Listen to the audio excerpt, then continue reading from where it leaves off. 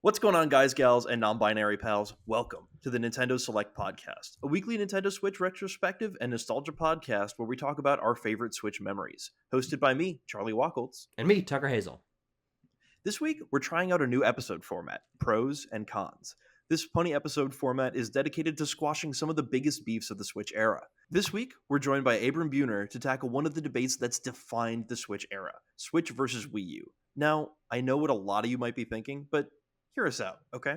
But before we get into the actual meat and potatoes and the debate of it, obviously I'm sure a lot of the people watching this already know who you are, Abram. But tell us a little bit about yourself and a little bit about your work for those who are maybe a little bit less familiar with your work outside of Backlog Banter, especially. Yeah, I can do that. You don't get a lot of chances to talk about that, actually. I mean, you've appeared on hundreds of BLB videos. That is true. But I don't think we've ever, introduced you and had you talk about your work. Because you're not a guest, usually. No, there's really been no reason to, but I'm a guest today. I'm a guest in my own home, Yes. literally. Yes. Look. But yeah, so obviously I co-host Backlog Banter, the channel you're watching right now. But outside of that, I'm a senior editor for Lost and Cult. You'd have to be really oblivious to not know you're the co-host. You know, maybe there's SEO features or bringing a new viewer or two. That's a good point. But outside of that, I work for a company called Lost and Cult. We make physical game books, vinyls, and tabletop games. And we usually partner with independent developers, or we make our own sort of community-minded books covering the breadth of games history and games culture. And a lot of my work is editorial over there, sort of guiding the curation process for our books, actually working with writers, doing a lot of my own writing.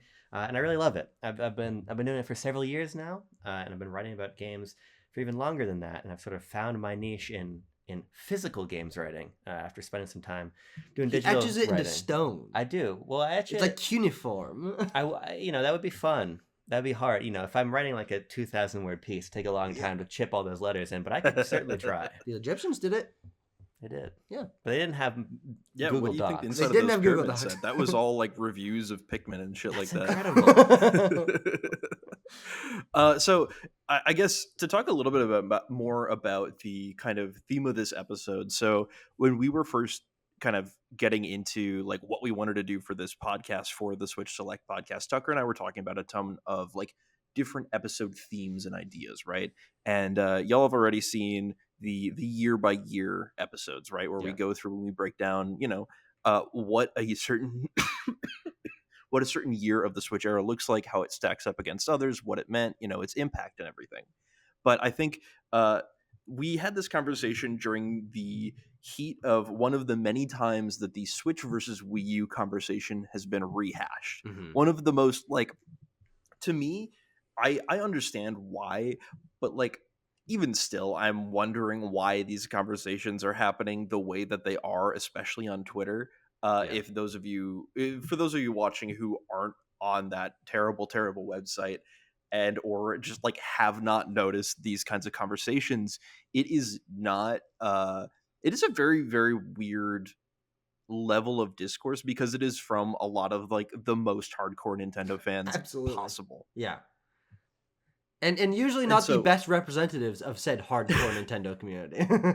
Exactly. And usually not the smartest members of that said hardcore Nintendo community. which is why we wanted to do this, because I feel like that kind of discussion is fun to have at the very least, and also I think it is a conversation worth exploring and having, because I don't know, I can't speak for you guys, but for me, the Wii U was my entree into a lot of hardcore gaming, I guess. That was the first game console that I got at launch. That was the first game console that I started going back and learning about the history of video games. So I want to hear about your guys' experiences with the Wii U, especially in its early days, and how that was in your life, because I have a feeling it was probably pretty similar to mine.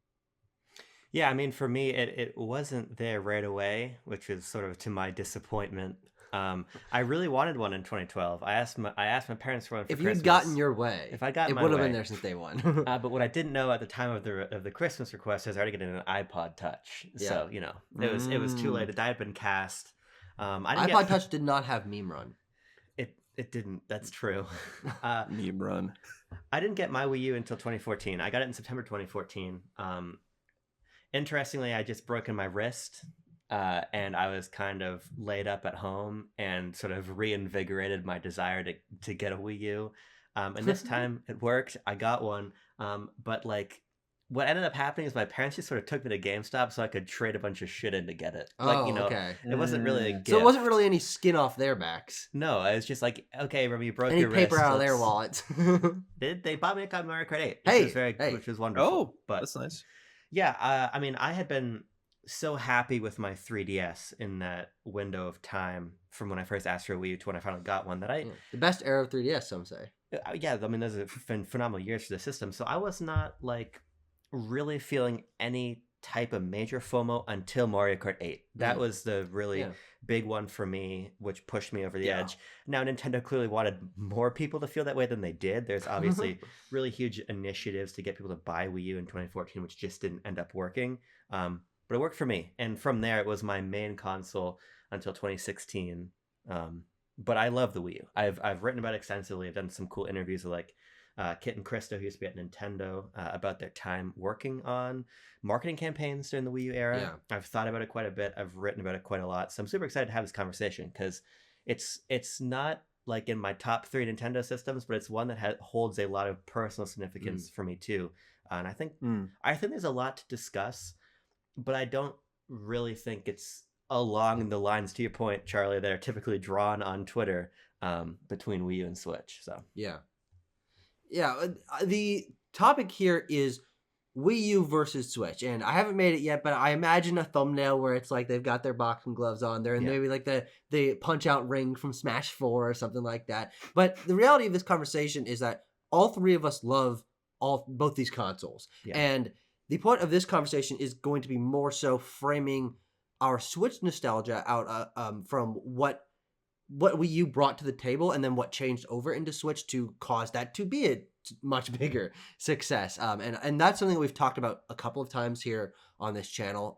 We have a video that I'll put in the description or something of the Wii U's identity and the Wii U kind of losing its own identity because of the Switch. But the Wii U is another console that I have a lot of affinity for, and it was the first console that I ever found myself being like a console warrior for, and that certainly carried over into the Switch. But I remember my friends mostly in high school, which is when the Wii U was active, when we were that's when we were in high school.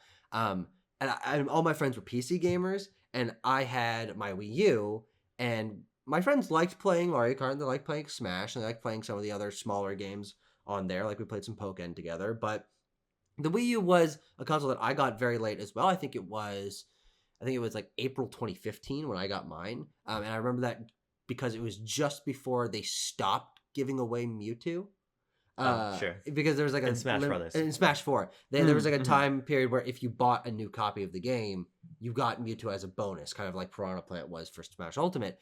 And I got it for Easter, a Smash 4 bundle with Wii U and pre-downloaded on there were Nintendo Land and 3D World, Mario 3D World.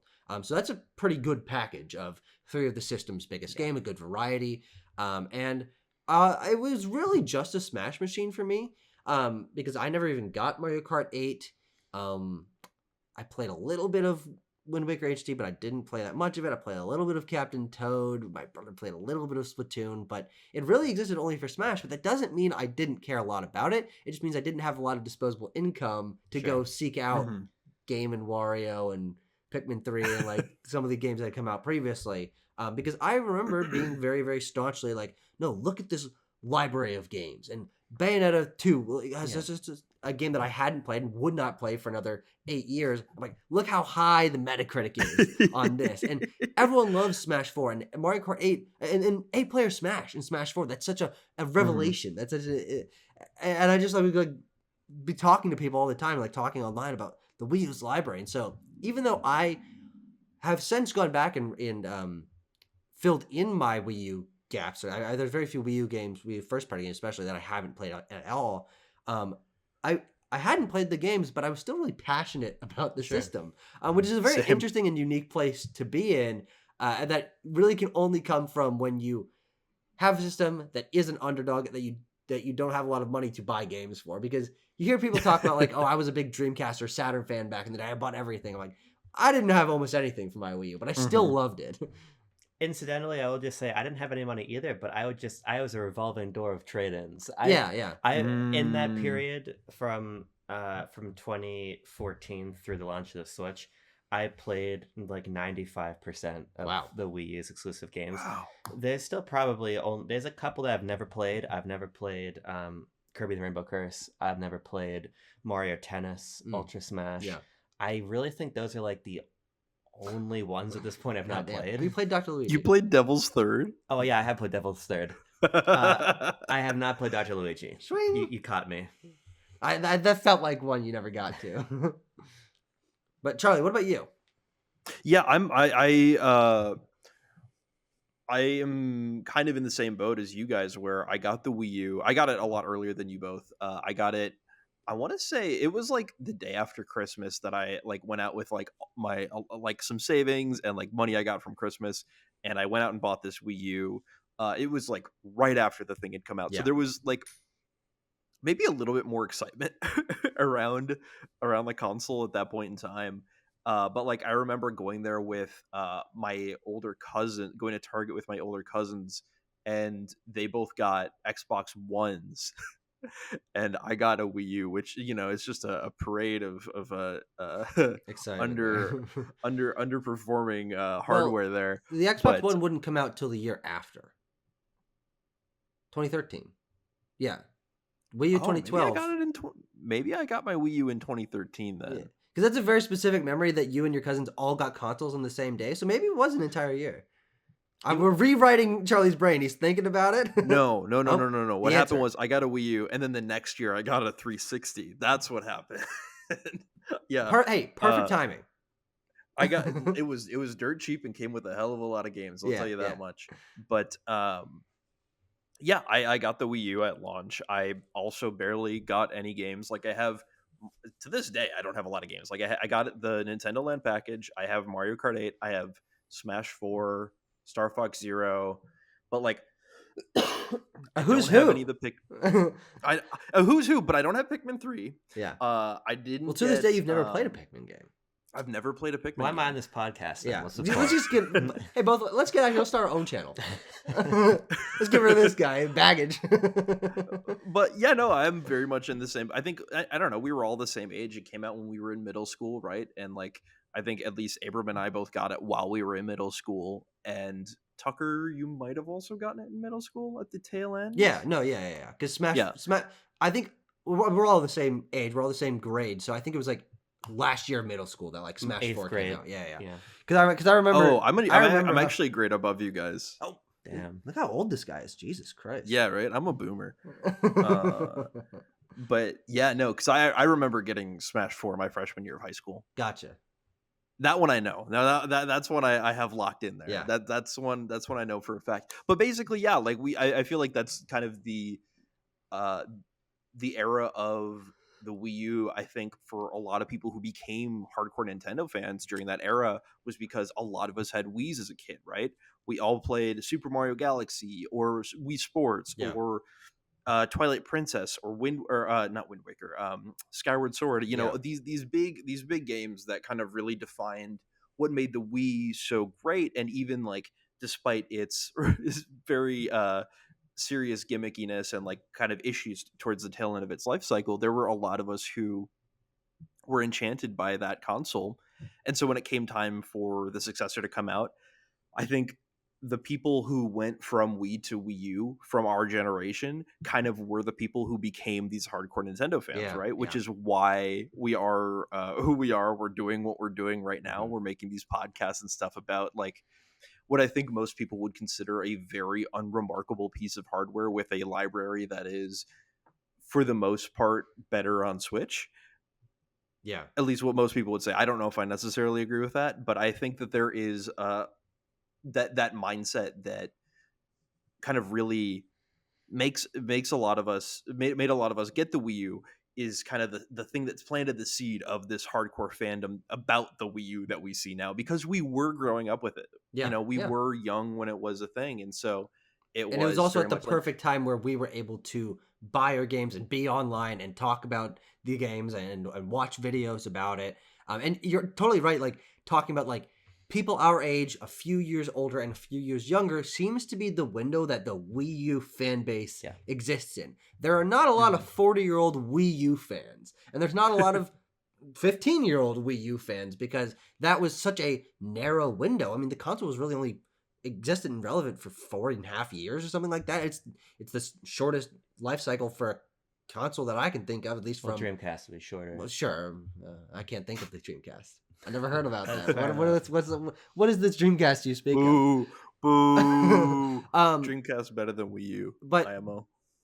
I've no. Well, actually, I do have a dog in this race, and it's the Wii U. But yeah, that is an interesting point of this being a console that speaks so specifically to such a specific age demographic, which is definitely reflected in the tenor and passion that comes from people that are championing the Wii U and have such memories with the games that largely most people that love these games did not play them on Wii U, which creates sort of a very unique tenor for talking about Wii U's library because it's a great library. But like it's I think, most people don't associate it with Wii U. Right, that's part of it, right? Like a lot of us were able to buy some games at that age, but we were not able to buy so many games that we realized how like limited that library, especially first party games, was. That's a good point.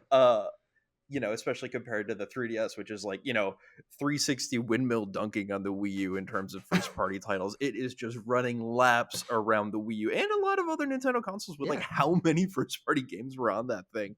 But speaking of the library, let's talk a little bit about like the pros and cons of the Wii U versus the Switch, starting with the Wii U's library.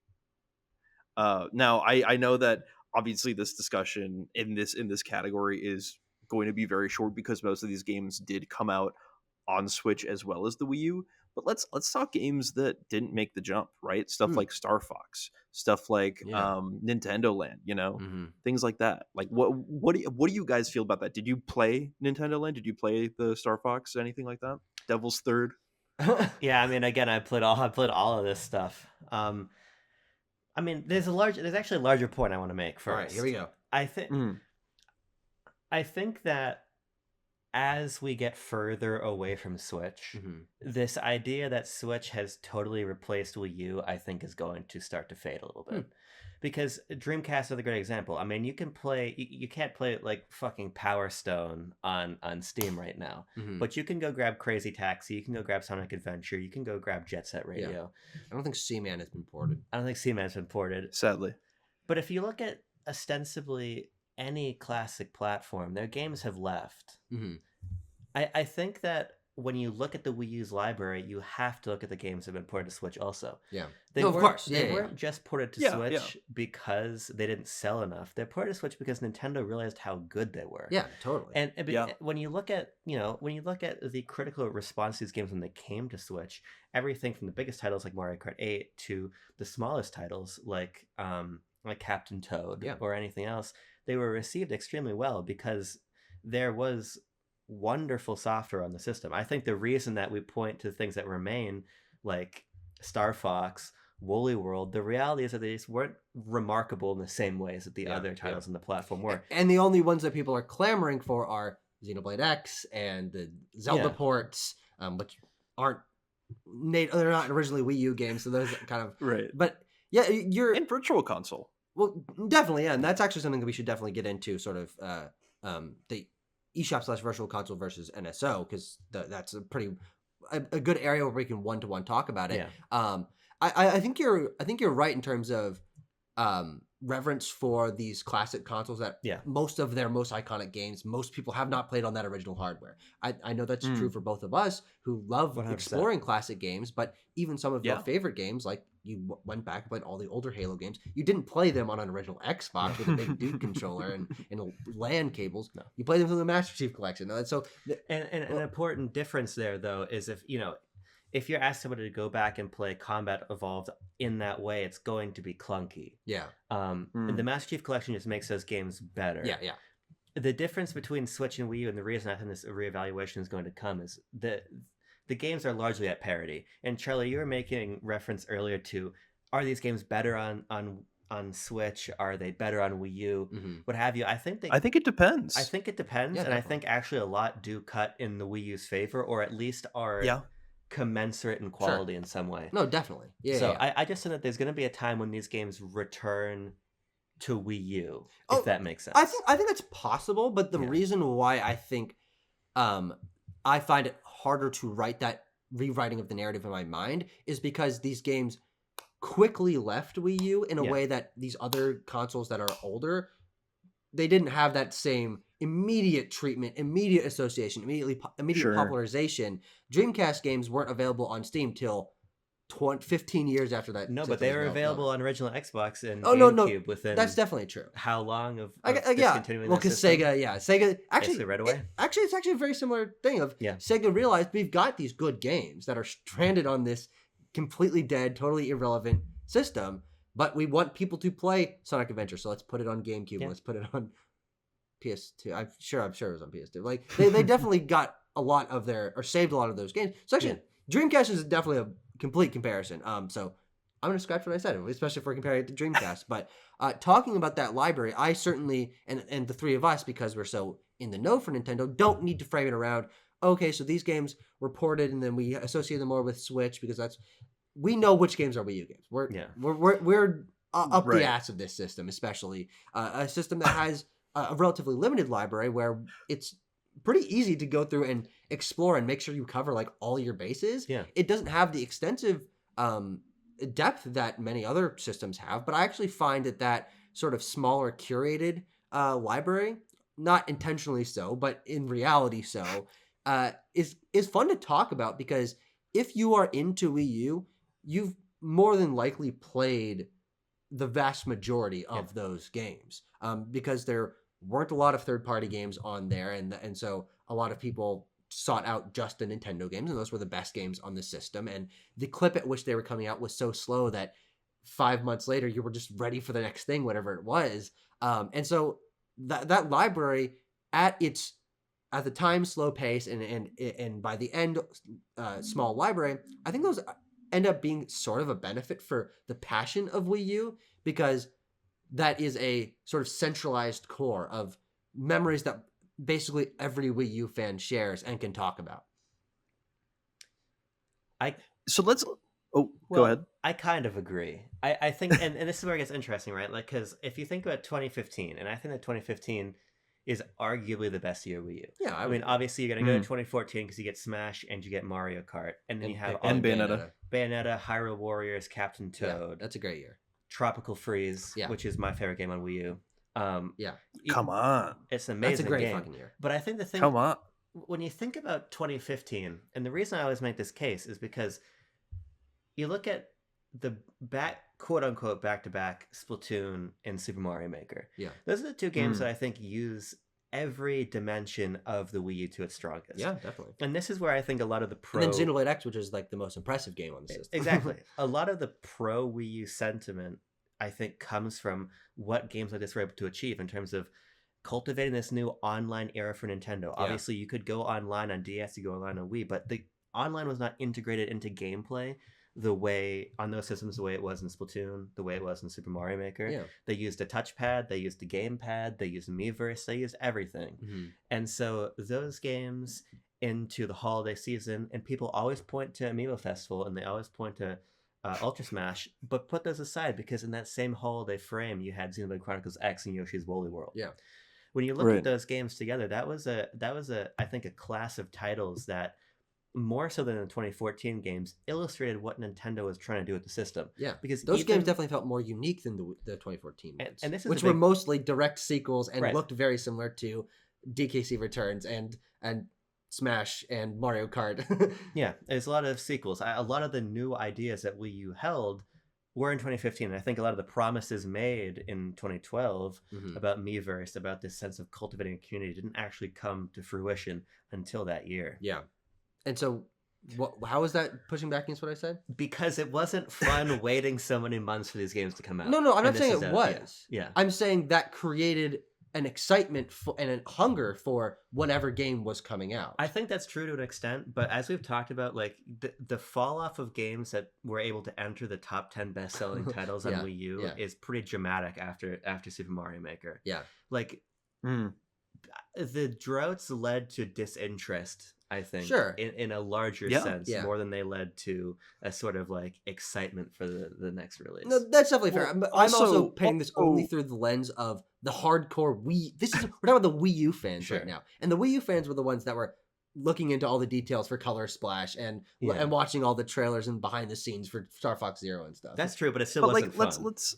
I be didn't say real. it was fun. Yeah. Well, let's be real though. Like, in addition to that, like, what is there after Mario Maker, right? Like, Yeah. in the Wii U era, there are very few bangers. Like, even though those games had hype and excitement around them, I just played Star Fox Zero like through to completion this year for the first time. I was like, wow, this game is boring. It is not that good. And I was always of the opinion that, like, if they had good controls, it would be a much better game. But like, it feels like there is a monkey's paw after 2015 with every Yeah. single first party Wii U game that makes it undesirable. And maybe with like Twilight Princess HD being like, and I guess Breath of the Wild, sure, as like the major dissenters of that sweeping take, and Xenoblade obviously, but that's again 2015. But to get away from the doom and gloom a little bit, like, so many of these games work better on Wii U than they do on Switch. I mean, you want to talk about Mario 3D World, right, with the touch controls and everything, and the ways that it used the Wii U gamepad to its advantage. And sure, yeah, like, those weren't as useful once you start getting into the multiplayer aspect, but like, how cool was it to like blow into the microphone and blow over a bunch of little Goombas? Mhm. That's just like, that's some cool shit that you can only do with the Wii U. You cannot do that with the Switch unless they add in like a mechanic where you shake it or something Yeah. like that. But that's not the same. That's not the same as that. It's different levels of interactivity and different types, right? And I think that's the magic of the gamepad, Sure. is that it had so many avenues for you to interact with the game in your hands. And Mhm. really, like, it points to the fact that like a lot of these games could have been just as good on 3DS probably. And some of them For were the most ported. part. Yeah. Yeah, I mean, that 2016 was tough. Yeah. I mean, there was A, very little software, and B, what was there was not super remarkable. I mean, Paper Mario Color Splash was announced as a sort of random aside in Nintendo Direct, Yeah. and then positioned as like the only game of consequence at holiday season. Yeah. And it just simply wasn't that impressive. I Mhm. think that by the time you got to the other side of holiday 2015, it was clear that we needed to mostly fill time. And, Yes. and we did get Twilight Princess HD, and that was good. I played Star Fox Zero at launch. I thought it was okay. Pokken was probably the best game of Yeah. that year. I forgot about Pokken. Pokken Holy Tournament's shit, yeah, good, I really Pokken's like awesome. Pokken. I love Pokken. I think that ultimately, you raised an interesting point about the gamepad, because to me, the biggest issue with the Wii U is that most games in the system were ambivalent to the gamepad. You could, Mhm. and in even a game like Super Mario 3D World, the blowing into the microphone is cool, but it's just fun to play that with a Pro Controller on Switch. Yeah. Yeah, The- totally. The lion's share of games in the system from Nintendo just didn't really engage with the gamepad in a compelling way, which is why I always view the S tier of Wii U games as Nintendo Land, Game & Wario, Mario Maker, Splatoon. Mario Maker, Splatoon. I Yeah. think those are the best games in the system, and I use best in the sense of most clearly demonstrating Definitely. what the system was able to do. Yeah. And I think that the Sure, challenge yeah. for Nintendo was they were too much in the foot, like in the shadow of the Wii, and too interested in taking successful experiences on 3DS and moving them to Wii U Yeah. Yeah. without truly reinventing the wheel all that much. I think with the Wii U really succeeded beyond these couple of games, and the other ones, to be clear, are still fantastic. They're just not really illustrative of what the Wii U did best. Mhm. Where Nintendo was firing the strongest in this period, I think, was on a software level, and not game software, but like system software. Wara Yeah. Wara Plaza, Miiverse, the virtual console, the general layout of the eShop, the better multiplayer functionality, the general quality of life of playing your games on the gamepad. There was a lot there, and this is the crux of the issue. And Charlie, you were talking about this on Twitter. The personality. Yeah, The personality of the Wii U did still buoy it in 2016 totally. when we were Yes. playing Star Fox. Yeah.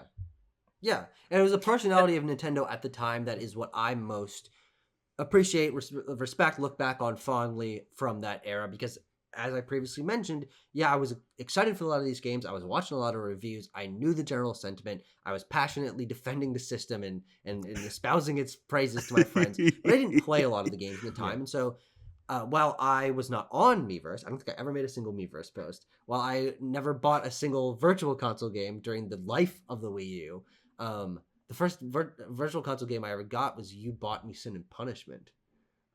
You Venmoed me like $7 or whatever to buy Sin and Punishment. Yeah, it was like 4 years ago. But it still had a strong enough personality and identity through the unique games that it had and the IP that it was creating and the ways it was reinventing things, and the gamepad being, frankly, just bizarre. I mean, the gamepad is a very weird piece of technology that still to this day, there is nothing like it, and there probably won't be anything like it ever again. And that identity and Miiverse and Wara Plaza and the integration of these things and the social features into the games made it feel, even as I had a Wii U, but as an outsider, like it was a fun and bubbly community, and people were talking about all these games, and the Nintendo Directs definitely had a greater sense of variety and personality at the time, with little skits and lots of different kinds of Nintendo Directs, and so that personality is something that I will always praise about the Wii U, especially. And I think looking too at kind of the general landscape of gaming at the time too, like I would say we've gotten even further away from personality in like hardware design and like granular shit like the UI of a console and things like that, to the point where like now every like there is some customizability on your Xbox, and like the PS5 has some features, I guess. You can't even do menu themes.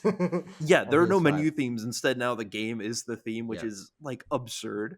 But like looking back at that time, like there were themes on PS4, yes, but like I love my control theme that when you turn on the PS4, it goes wow. It sounds like you're gonna get abducted by aliens. But no, like genuinely, the Wii U, especially in that era, was kind of the only major gaming platform that had that level of personality that wasn't a smartphone. Yeah, right. And especially technology-wise, aside from the 3DS, technology-wise, library-wise, and like hardware-wise, the Xbox One and the PS4 are like two of the most similar consoles ever made. And I think that PS5 and Xbox Series, especially with Microsoft's focus on Game Pass, I think the two feel pretty significantly different now, and there's pros and cons to owning each of them.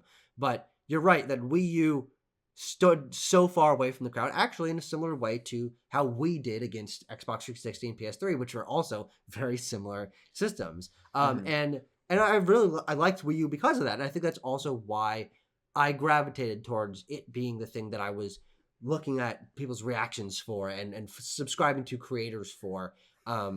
Nintendo was my home for video games since I was a kid with a DS and a Wii, but Wii U in its community and in its personality stood out and was like immediately like, oh, that's interesting and goofy, and these games are unlike the games that other people are making. Yes. When AAA gaming especially had been and would continue to be starting to be more and more homogenized. There's no meme run. There's no meme run without Wii U. Do you think whoever sick freak made that game would have made it for other platforms if the Wii U didn't exist? I don't know. Who knows? Interesting hypothetical. Leave your comments down below. Wait, there's a meme run too? No. What? Yes, there is. That's a statement. It sounded like a question. Yes, there is a meme run too. I am on the Steam page right now. Oh, it's on Steam. That's the right. See, here's the thing. That's the right place for meme run.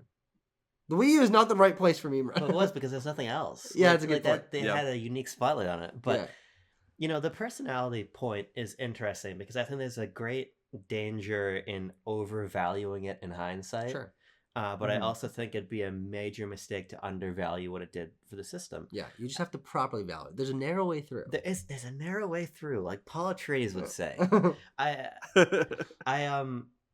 It's Abram, are you the one who points the way? I am the one who points the way. I'm the one who points the way on Wii U. I feel. You're the one who points the Wii. Look at that. Hey. 3DS. You the one that points the Wii. Wii U.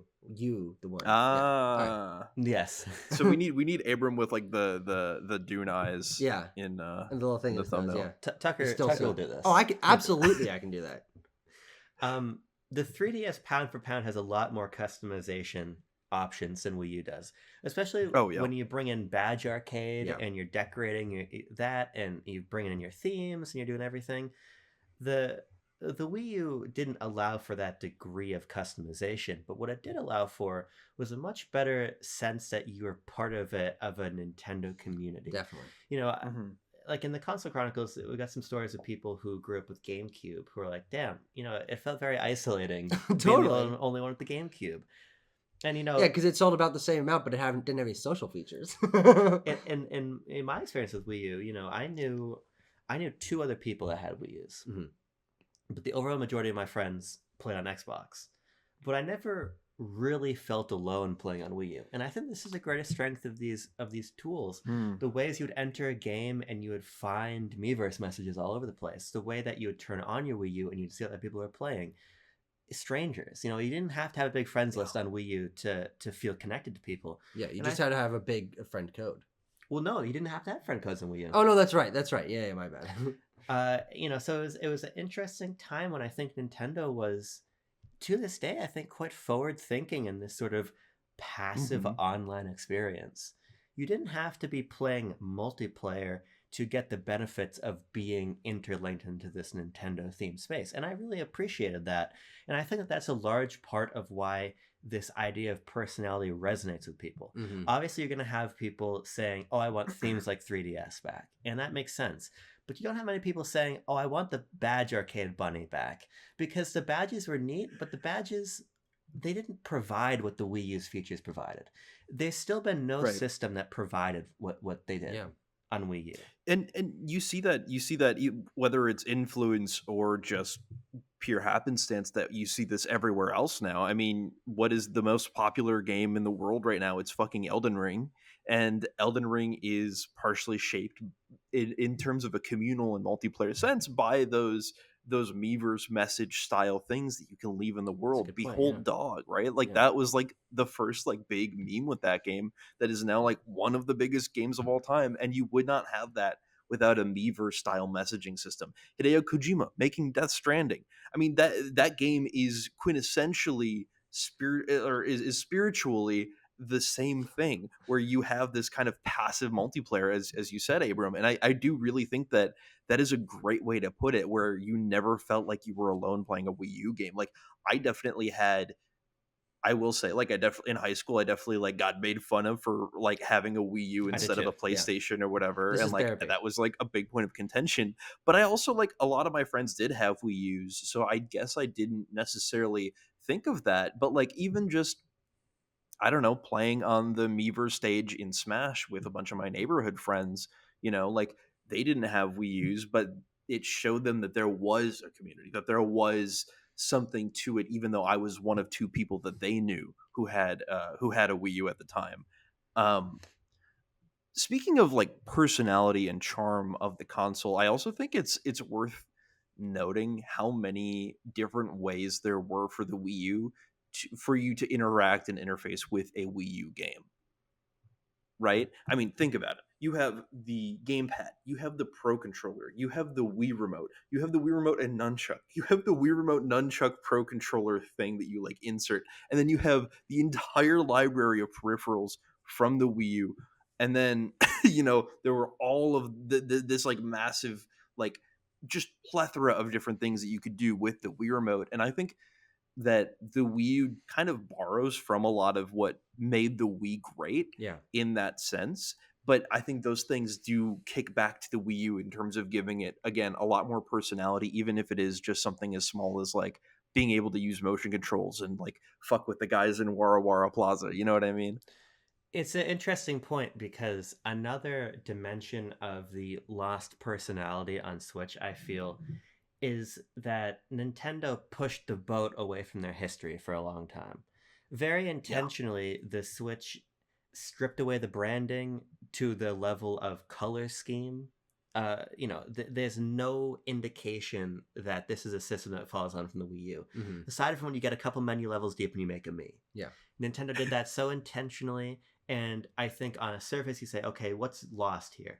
Menu music is lost. Wara Wara Plaza is lost. But if you go a level deeper, what's actually lost is that continuity from past systems. Oh, sure. The Wii U not had all of the peripherals of the Wii. It had full backwards compatibility, and it was ready with a robust Virtual Console. I believe Virtual Console was there at launch of Wii U. I could be wrong. Yeah. I didn't buy a Virtual Console game until like 2015. It wasn't So, there at I the don't launch know. of 3DS, which I remember. Yeah. But regardless, it was there quickly, and it was a continuing fourth of where Nintendo had been. Switch was a hard reset, and I think the reason that Switch feels different, at least to me as somebody who in the early era of the Switch levied the personality complaints a lot harder, is that now we're in a space where you not only have a ton of remakes and ports of past games, you have NSO there to fill out the catalog Yeah, and let you sure. go back to these past eras of Nintendo. The Wii U, for a long time, in some ways to this day, is the ultimate encapsulation of where Nintendo had been to that point. Yeah. The Virtual Console was astounding, and it will probably never be beaten. When you start to bring in Wii titles, you bring in DS Seriously. titles. It Totally. was really quite exceptional. And of course, GBA was a new. Well, technically, if you had an Ambassador 3DS, you could play GBA games on there. But in any way that matters, the Wii I'm U sad you're Virtual not wearing your Console- glasses, so you can't push them up your. Oh, hey, there it is, and swing. There it Done. goes. All right. But yeah, so I think that's another critical component. The Switch's intentional alienation, or let's call it distancing from where Nintendo had been, is I think the real driver behind that lack of personality. That's actually a good point. Yeah, because we're talking about the pros and cons of Wii U and Switch, and we've been mostly focused on the pros of Wii U, and this is our nostalgia, this is our retrospective kind of Wii U as a system. But it is the Wii U's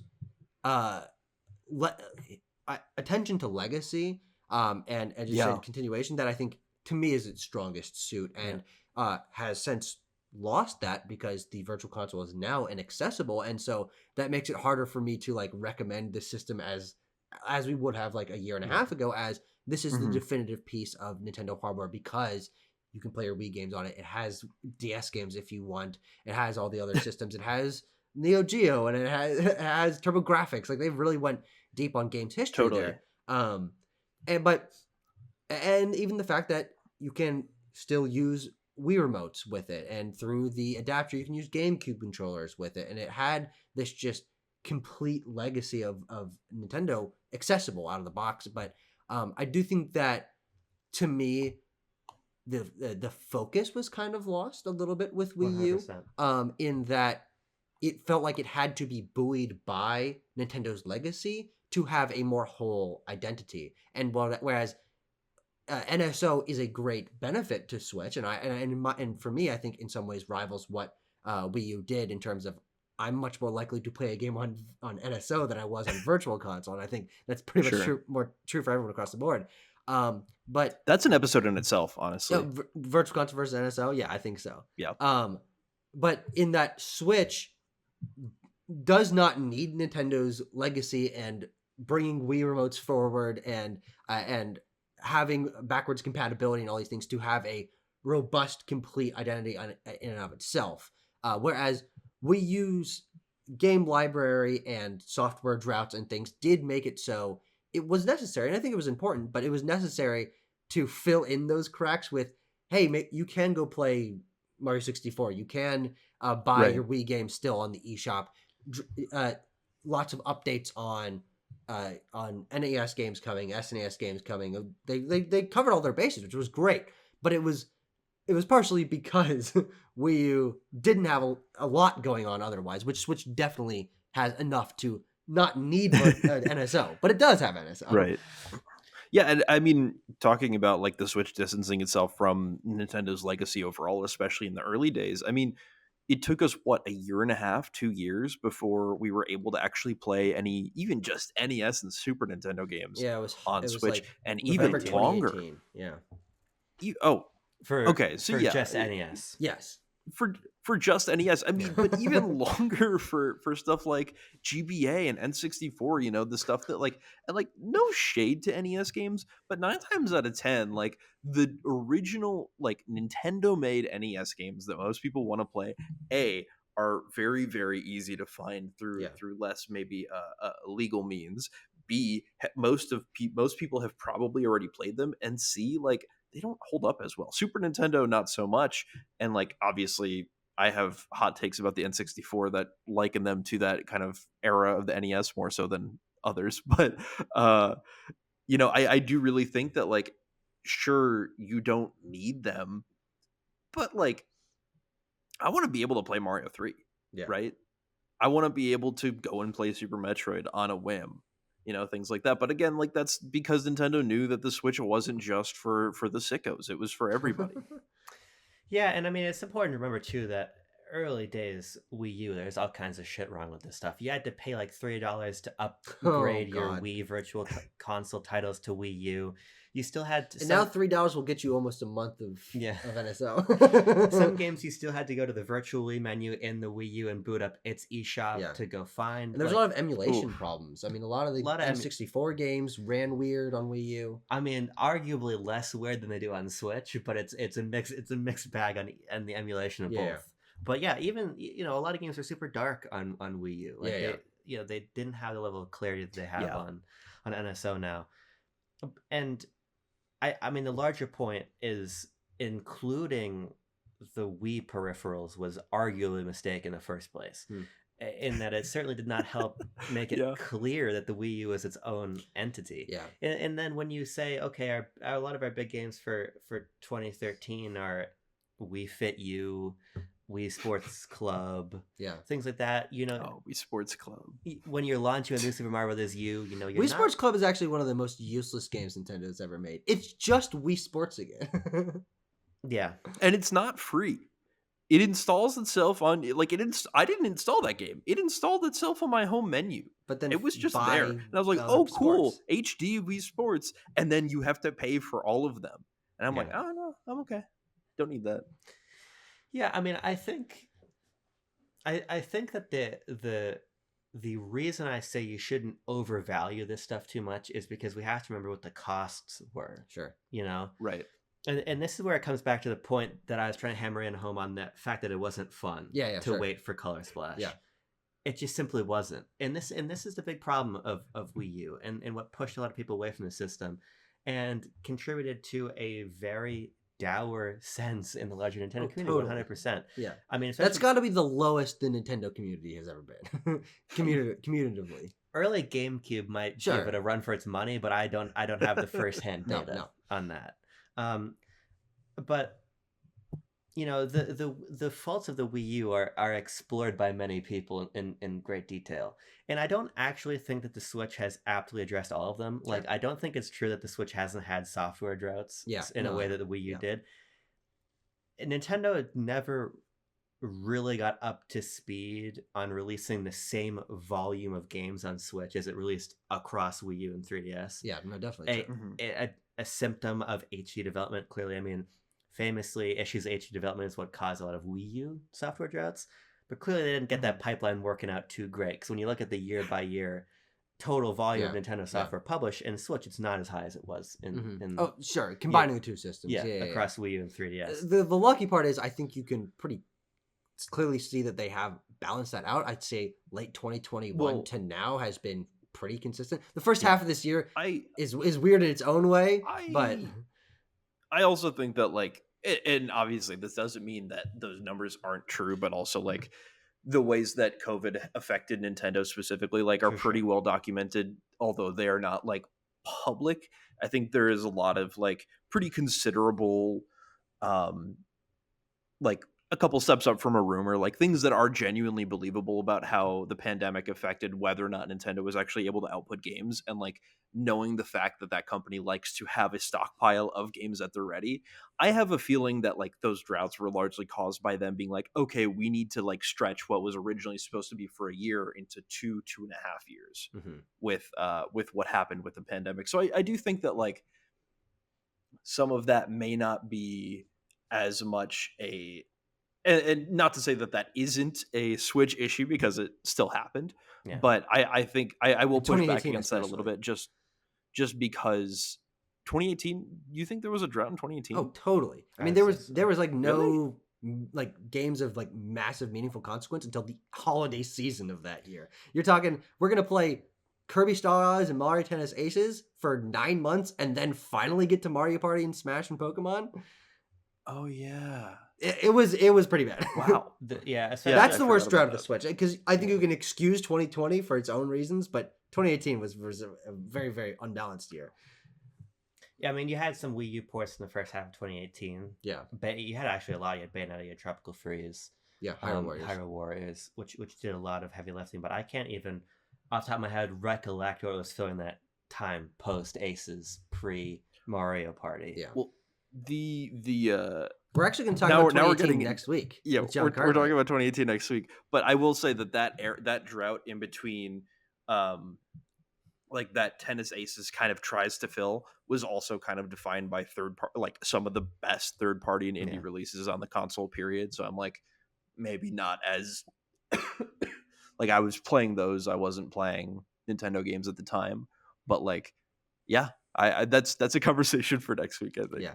Um, but now that we have a little bit of a break in the in the conversation, I'm curious, do either of you guys like actually like the Wii U more than the Switch? No, I certainly don't. No. I mean, it's tricky. I think my top three Nintendo systems are GameCube, Wii, and Switch. Mm. And then you're probably getting 3DS, and then N64, and then we're getting to Wii U. Yeah. But that's looking at the Wii U by itself. I think that the era, and this is where it gets tricky, right? The era of Nintendo, that Wii U and 3DS era together, I think had a magic that this era doesn't. Sure. And I understand that a lot of people are going to come to me and say that's because I was a certain age in my life when that happened.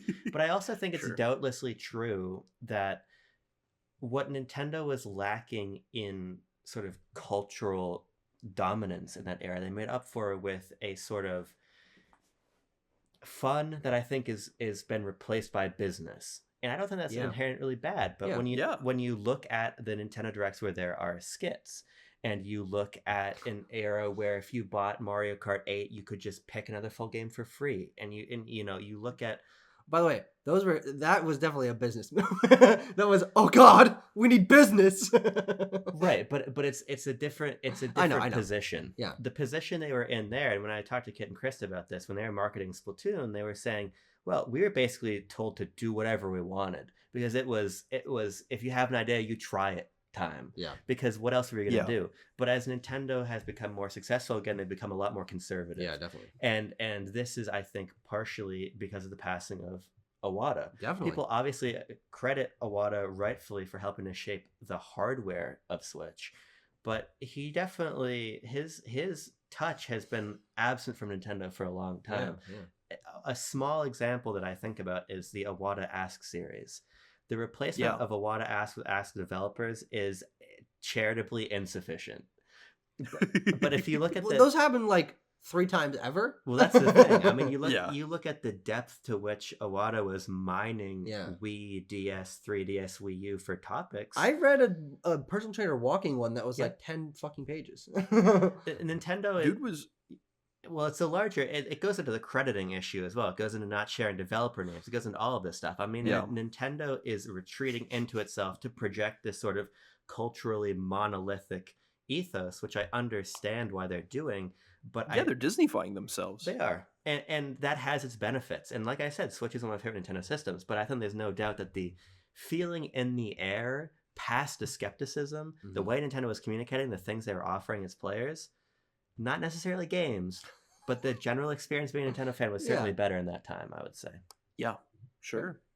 Because I think that it also helps that like because it was a smaller audience, they knew who the audience was, right? Like the Switch era, the audience is everybody. In the Wii U era, the audience was hardcore Nintendo Yeah, fans. and kids. I mean, we were kids when it came out, and I feel like that was a big part of why the poppy, colorful nature of that appealed to me. Is there was a magic and a colorfulness and a whimsy and a creativity that really sparked my interest in. I was a big comic book kid. I was big into Toy Story and like Legos and things like that. And when you're looking at the Wii U's lineup, that is Pikmin and Captain Toad, and Disney Infinity is big on there, and things like that that just grabbed my eye as a 12-year-old, as a 13-year-old. I was not the I want to go play Call of Duty and Grand Theft Auto kid that a lot of kids our age were. I mean, that's where a lot of the big memories for people our age lie, is playing GTA Online and Call of Duty servers and things like that. And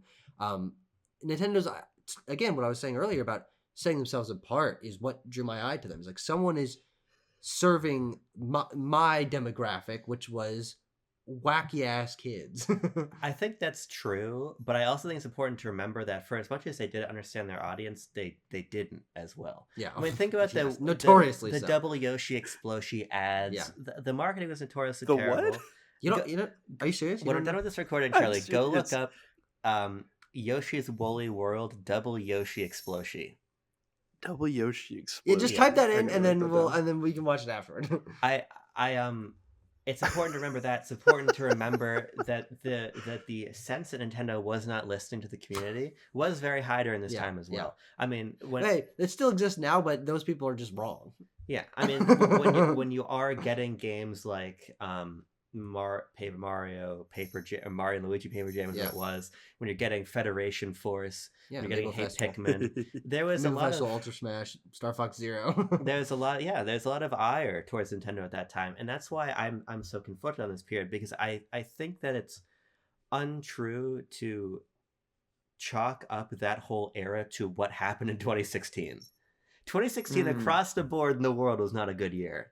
And I think it was real bad in the Nintendo community too. Yeah. And I just don't feel like in reality that was indicative of what this whole period of time was. I think when you're looking at 2012, 2013, 2014, 2015, it was different. And even I still do acknowledge the issues that even not be able to navigate all the menus of Wii U without the gamepad, that software updates came to add more functionality.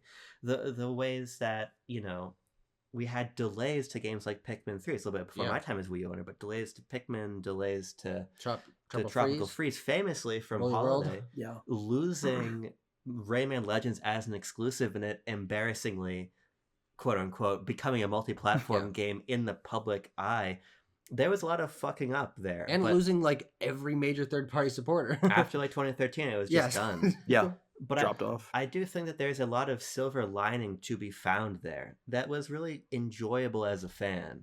But I think that it's hard to make the case on a holistic level that the Wii U even comes close to touching the Switch.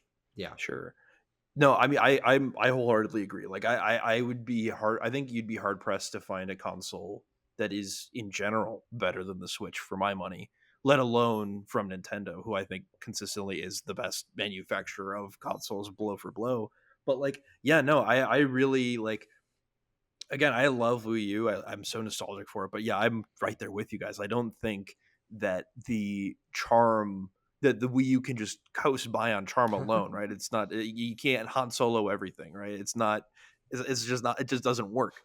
And so I think that this leaves room for our I'm pretty sure our singular friend coded response. Oh, did we get one from? We did from Joe Richards at Scrufftail, who a perennial friend coded shout out collaborator. At this point, we got to just bring him on. Shout out to Scruffy, right? who was on Discord with me at 3 a.m. his time when I Platinum Dave's gone. Shout out to Scruffy. Jesus Christ, Scruffy's a real one for that. My God. So this is a bit of a long one too. So a lot to discuss. But by the way, it is our fault that friend coded is so slim. I texted Charlie like 2.5 hours ago. I'm like, oh, we never asked anyone for any of this. But So it reset goes. for next week. We have a much more important and well-spoken guest next week, so we're going to prepare. Hey, I actually agree. I know who it is. It's Sean Cartwright. I already said it. Yeah, John's great. But we will be setting out the friend-coded stuff for earlier next week. If you're watching now, it's 2018, so prepare your thoughts on Nintendo Switch's 2018. Also, we want a question that we were trying to do last week, the opening segment with the questions. Didn't do that this week. Too much Wii U to talk about. So much Wii U to talk about. But over to you, Scruffy. So To our agent in the field, Scruff Tail. They say the Wii U is a very, very important stepping stone for Nintendo, and I think you can see that in how many games made the jump. But the Switch is, without any question, the better system, even with the lack of personality. The library on the system is unmatched. The Wii U ran so the Switch could soar. It's very easy to appreciate the Wii U in retrospect, but it was not a fun time to be a Nintendo fan. The gaps between releases were huge, and the payoff wasn't always very great. The release cadence for Switch is unprecedented by comparison, which, yeah, my God. Not saying quantity over quality, but Switch has both. Where I had maybe a good Wii U game every 4 months, and even then it was probably something that didn't achieve its full potential, or a game that was too niche to succeed and find a new audience with a small user base. And yeah, I mean, they really put this, I feel like, this entire episode very succinctly, which is that, like, the Wii U was great, but it's charming, and what else? Yeah. Right? Yeah. And not to It's say really that fun it to was talk bad, about. but yes, it's very fun to talk about because of how much personality it had, and because of the ways that Nintendo controlled the narrative in that era, for better and for worse, because, like we've said multiple times in this episode, there was a lot of the worse during that time. Yeah. I mean, this is also the era of the Nintendo Creator Program. I mean, this is the era of a lot of stuff that was going badly. The last thing I'd make on the games point, and I'm gonna make my own set of parameters and semantics here, which other people might not agree with, but I'm gonna do it anyway. Let's take the Switch library. Let's remove all the Wii U games from it. Let's give them all to Wii U. Now, by the way, this is an argument that a Twitter Wii U fan user would use. They're like, picture of the Switch library, X over these don't count. This is a sequel. Yeah, and I'm not trying to get rid of remakes. I'm not trying to get rid of collections, ports, whatever. I'm just saying, if it was a Wii U game, give it to the Wii U. If it's a Switch game, give it to the Switch. Yeah, I think that's fair. Look at them side by side. To me, the best Wii U games are better than, I would say, it for me as a player, 65% of the Switch's library. But I think that top 35% of the Switch's library is better than almost anything they've ever made. Sure. And so when I look at the Switch's library, I do think that it has a lot of filler. Yeah. I think that's probably the biggest complaint you can levy against it. But all of Nintendo's handhelds have a lot of filler, and I've always maintained that the Switch is much more of a handheld than a home console. Yeah. But when you're trying to have Wii U games punch against Switch games, I think you do okay for like the first, I'm gonna say 8 to 10 rounds, and then you're losing. Yeah. Well, because then Switch can go another 100. Yeah. No, I think that's actually very agreeable. I also parameters aside, I also think that, like, within those parameters, if you look at the content of the Wii U games that has been added for the Switch versions of them, there's even less of a question, right? I mean, it's not wall to wall massive improvements, but I mean, what is it called? Bowser's Fury is in itself like basically like half of a full 3D Mario game, and like it's good. It's really good. Yeah. And you looking at things like that too, it's just like, yeah, I don't know how much comparing there is. Yeah. And just to close it out, I used this episode mostly to explore what nostalgia and passion I do have for the Wii U, because it's not something I find myself doing on my own very much. I'm someone who explores my own nostalgia and passion for things quite frequently, and so if it is a system that I don't do that for much, like in my own mind, I'm glad I was given a chance to sort of dig back into what I really did appreciate about it. But the ultimate truth is that I pretty wholeheartedly say that the Switch has improved in almost every way, and for me as a player, and also the truth is I wasn't as experienced with the Wii U as maybe I would have wanted to be, especially in the time. But I think we made a pretty good case for the Wii U's legacy, for the I'd pros say. that it has and the cons that it certainly had. Yeah. And it'll be very interesting to see, especially once we move to a, as Nintendo has said, and as the rumors suggest, a very direct predecessor or successor to the Switch, how the Switch's legacy will shape, and then how Yeah. that will shape the Wii U as potentially, of course, we have no idea, but as potentially the last really weird and different Wii U or Nintendo system. If Nintendo continues down the Switch legacy, Wii U could be the end of a big era for Nintendo where they were reinventing every time, and Yeah. now maybe we're not The in first- that era anymore. So I think the Wii U's legacy is yet to be written.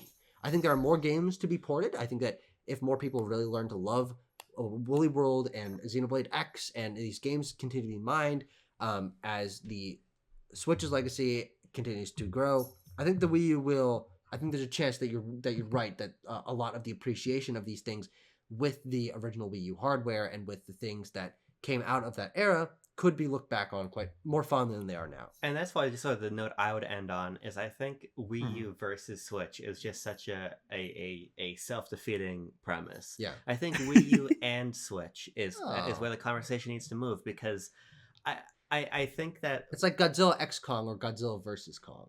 yeah, it's like the way that people talk about Wii U, which I disagree with, but it's a different conversation, of Wii U as proto Switch. Yeah. That inherently sets you up for an impossible debate to Yeah. have. But I think the reality is that the Wii U at its core had a lot to offer and still has a lot to offer. And you hope that that Switch 2 looks at Switch and looks at past Nintendo Yeah. systems and finds a harmony moving forward. Absolutely. Opposed to just saying the Wii U, all bad decisions, Yeah. It all wasn't. good decisions with Switch. I don't think that's. I think it's I actually don't very think that's true. possible that some of the social stuff from Wii U Yeah. gets reincorporated back into modern Nintendo, because social features and online gaming and social gaming is bigger now than it ever has been, and the Yeah. biggest games are predicated on their social features, and so Nintendo And can interestingly, easily reincorporate those again. and Nintendo does try to do things like that here and there. Like you do see those glimpses flash here and there on the Switch era Nintendo. So it will be very interesting to see how especially the social legacy of the Wii U evolves over time.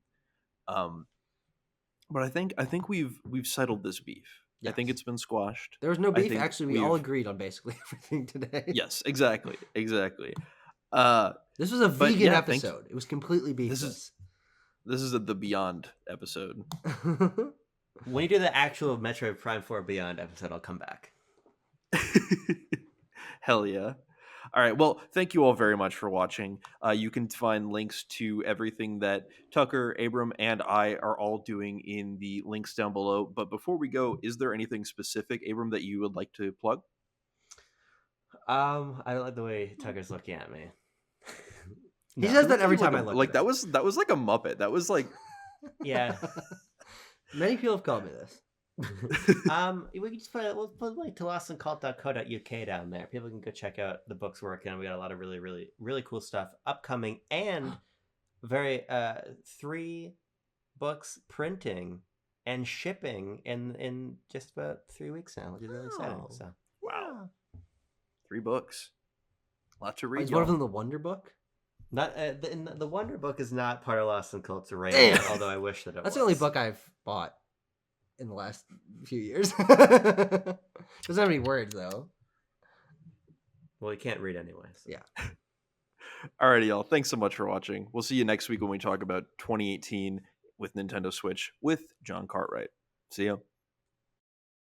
I've always thought about how they chose what shape states would be. Yeah, I know. And I know that there's a reason, but Yeah. I mean, whenever it's like not any kind of straight line, you can guess that it's a river of some kind.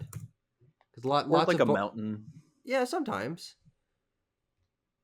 Sometimes not. Like, there's mountain ranges that go through like Utah, Wyoming, and Colorado, and those are the squarest fucking True. states that exist.